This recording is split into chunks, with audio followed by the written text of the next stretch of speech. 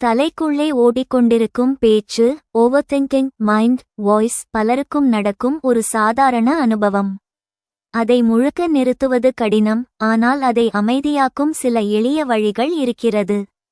முயற்சி செய்து பாருங்கள். விசை 1. மூச்சில் கவனம், பிரீதிங் ஃபோக்கஸ். அமைதியாக உட்காருங்கள்.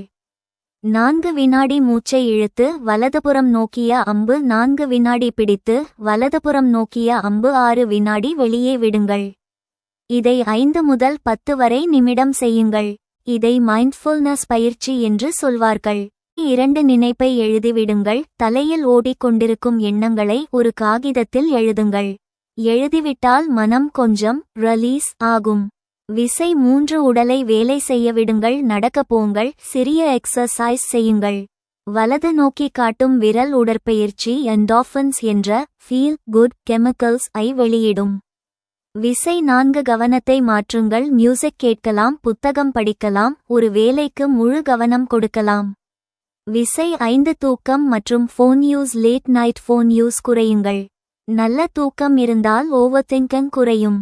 விசை 6. எண்ணத்தை போராடாமல் பார்க்க கற்றுக்கொள்ளுங்கள். எண்ணம் வந்தால் இது ஒரு தாட் தான், நான் அல்ல என்று நினைக்கவும்.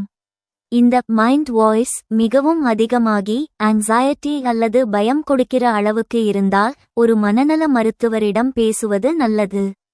அதுபோன்ற நிலைகளுக்கு ஆங்ஸைட்டி டிஸார்டர் போன்ற காரணங்களும் இருக்கலாம். சிகிச்சை கிடைக்கும். 2 நிமிடத்தில் தலைக்குள்ளே ஓடும் பேச்சை அமைதியாக்க ஒரு சிம்பிள் டெக்னிக் சொல்லுகிறேன். இதை 5 4 3 2 1 மெத்தட் என்று சொல்வார்கள். இது கிரவுண்டிங் டெக்னிக் வகையில் வரும்.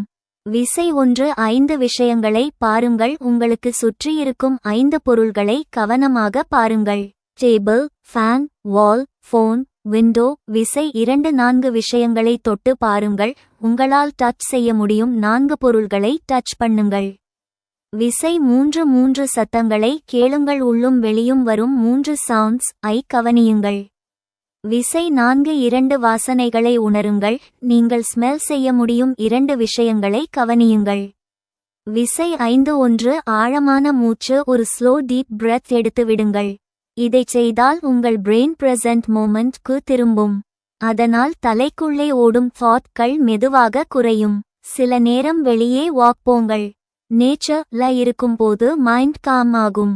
எல்லாருக்கும் இன்னர் வாய்ஸ் இருக்கும். அது பிரெயின் நார்மல் ப்ரோசஸ் தான். இது இன்னர் ஸ்பீச் என்று சைக்காலஜில சொல்வார்கள்.